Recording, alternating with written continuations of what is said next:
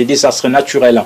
Les tremblements de terre, qui est un signe majeur du retour du Seigneur, est enregistré partout ces derniers temps. La terre a tremblé dans plusieurs pays tels que le Mexique, l'Australie, le Chili, la Guadeloupe, l'Irak ou encore l'île espagnole de La Palma aux Canaries, où un volcan est entré en éruption après plus de 50 ans d'inactivité, projetant des cendres à plusieurs kilomètres de haut et avalant de maisons entières sur son chemin.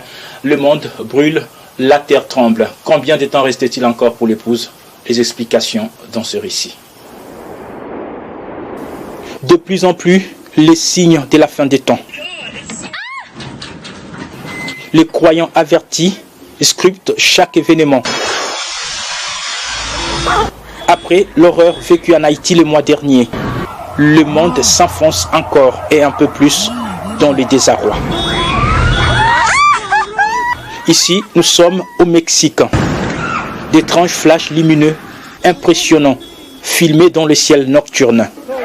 Jusque-là, les scientifiques ne sont pas encore parvenus à expliquer avec certitude ces phénomènes sismiques rares qui a précédé un séisme de magnitude 7,1 et a fait trembler la terre dans l'état de Guerrero. La secousse ressentie jusqu'à 4000 km de l'épicentre a duré environ 40 secondes. Juste quelques jours après, en Australie, la même scène. Les habitants en panique sortent des maisons après un séisme de magnitude 5,9 qui a fait vaciller les immeubles et provoqué la frayeur à Melbourne, la deuxième ville d'Australie, où les tremblements de terre importants sont inhabituels. Et pendant ce temps, un autre signe majeur.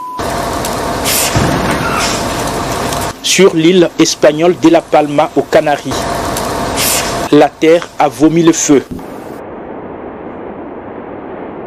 Le volcan Cumbre Vieja est entré dans une phase explosive extrême, avec un important nuage de cendres et de soufre qui atteint progressivement la France avant de déferler sur une partie de l'Europe occidentale. Des tremblements de terre ont également secoué d'autres pays, comme la Guadeloupe, 5,3 de magnitude sur l'échelle de Richter. L'Irak, 4,3. Le Chili, ce pays particulièrement sismique, a été frappé par une magnitude de 6,4. En Russie, une soudaine tempête a coûté la vie à 5 alpinistes durant l'ascension du mont Elbrus. Ceci est l'une des plus graves tragédies qu'a connu le plus haut sommet d'Europe ces dernières années. Les nouvelles sont mauvaises partout. La crise sanitaire, après 17 mois épuisants et chaotiques, la population mondiale est fatiguée. Tout le monde se demande quand cette pandémie du Covid-19 prendra réellement fin. Alors que certains États comme le Vatican ont déjà rendu obligatoire les vaccins pour leurs habitants. Un temps de perplexité qui montre à quel point le monde va vers son déclin.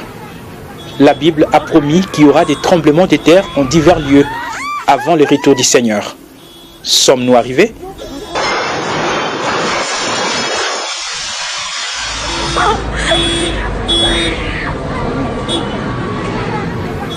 Et Los Angeles, de son côté,